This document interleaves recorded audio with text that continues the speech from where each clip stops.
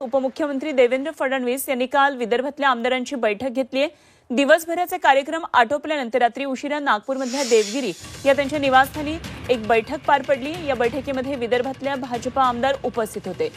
आगामी विधानसभा पार्श्वभूमीवर या बैठकीमध्ये चर्चा झाल्याचा अंदाज आहे। सर्वांना ताकदीने कामाला लागण्याच्या सूचना दिल्याची चर्चा आहे असं कळतंय।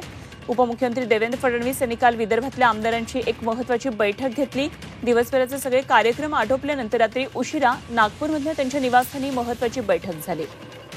या बैठकीला विदर्भातले भाजपचे सर्व आमदार उपस्थित होते आणि आगामी विधानसभा निवडणुकांच्या पार्श्वभूमीवर या बैठकीमध्ये रणनीती या भागासाठी आखल्याची एक चर्चा आहे। सर्वांना त्यामुळे आता ताकदीने कामाला लागा अशाही सूचना दिल्याचं कळतंय।